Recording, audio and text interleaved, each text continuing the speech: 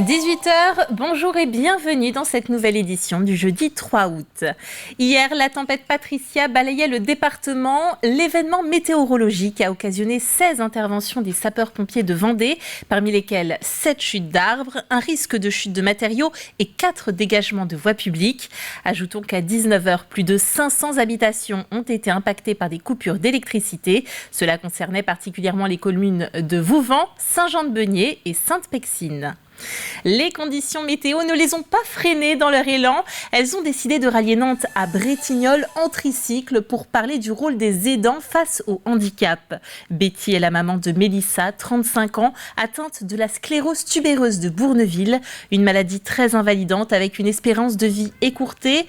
Du 29 juillet au 8 août, elles parcourront ainsi 250 km pour dépasser les limites du handicap et vivre une belle aventure commune.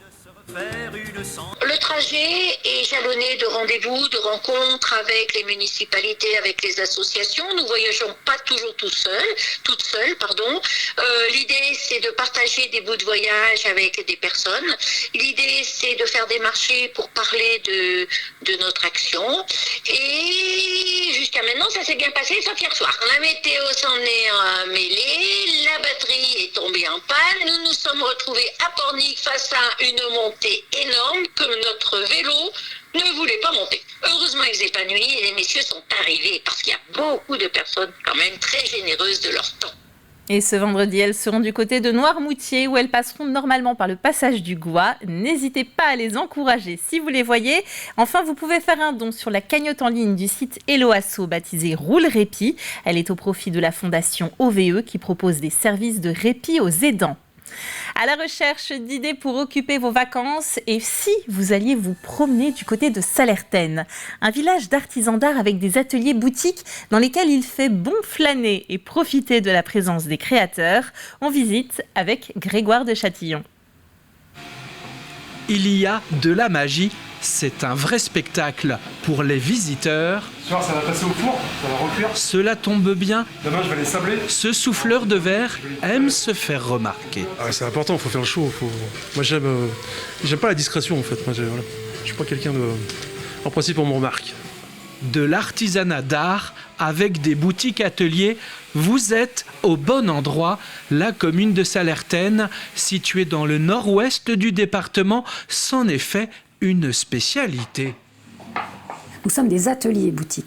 Et je pense que ça, c'est une vraie force parce que les gens nous voient travailler, ils nous voient les mains dedans et que ça amène forcément plein de questionnements sur notre travail, sur le temps qu'on passe à faire nos pièces, sur tout un tas en fait, d'aspects de nos métiers qui, je pense, en boutique, les gens n'y penseraient même pas. Un village de créateurs entre terre et mer, situé dans le Marais breton vendéen.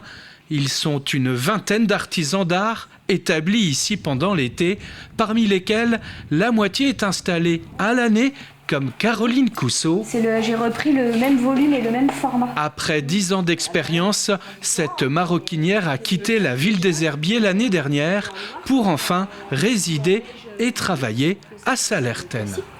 Aux Herbiers, je n'avais pas de boutique. J'avais juste mon atelier qui était à mon domicile. Et en venant ici, l'entreprise a pris une grande ampleur puisque maintenant j'ai un atelier boutique ouvert au grand public. Salertaine draine énormément de monde pendant la période estivale et même pendant la période hivernale. On a une clientèle très fidèle qui revient pendant l'hiver. Donc c'est un vecteur de gros dynamisme pour l'entreprise tout au long de l'année. Salertaine, avec son église romane, son moulin, ses balades en canoë et son jardin public, est le seul village en Vendée labellisé ville et métier d'art. L'agriculture biologique, c'est la passion de Mimi et Michel Anctil. Installés à Terval, ils bichonnent inlassablement leur jardin qui foisonne de fruits, fleurs et légumes. Une passion qu'ils nous font partager sous l'objectif de Cyril Guillet. Ça c'est beau ça. C'est le flambé ça Michel ? C'est un flambé. Mimi et Michel Anctil sont installés ici depuis 1973 et tous les deux vouent une véritable passion à leur jardin. Ici sont cultivés avec amour une diversité impressionnante de fruits et de légumes. Je ne voulais pas trop acheter ce qu'il y avait dans les commerces et je voulais produire et manger ce que je produisais. Là, c'est ma serre d'hiver. C'est-à-dire que là, je vais commencer à planter des salades pour avoir de la salade tout l'hiver. Et je vais faire mes semis de pommes de terre, mes premiers semis de pommes de terre très tôt. Véritable laboratoire à ciel ouvert, ici les expérimentations font partie du quotidien et les produits sont bannis depuis longtemps. Depuis au moins 10 ans, on ne fait aucun traitement. Même sur les tomates, etc., on ne fait pas de traitement du tout. On préfère avoir quelques pieds de plus. Et si, comme cette année, les punaises s'invitent dans les tomates, la solution est toute trouvée. On utilise la prévention mécanique, c'est-à-dire moi je passe tous les jours et puis je les ramasse. Et ici, on ne parle pas de mauvaises herbes, toutes ont leur rôle à jouer. Dans une forêt, c'est la même chose. Les arbres s'adaptent les uns aux autres. Et dans un jardin, les plantes s'adaptent les unes aux autres. Le vivant, c'est quelque chose de très complexe. Les plantes, les animaux, c'est toujours en correspondance. Et si on détruit quelque chose à un endroit, on ne connaît pas toujours les conséquences. Au fil des saisons, ils expérimentent des nouvelles techniques qu'ils partagent en intervenant dans des écoles ou en invitant d'autres passionnés à découvrir leur jardin. On avait aussi la passion de transmettre. Parce que pour moi, se nourrir correctement, c'est une passion. Donc c'est toute une philosophie qu'il faut acquérir, mais on y arrive avec les enfants et ils découvrent des belles choses.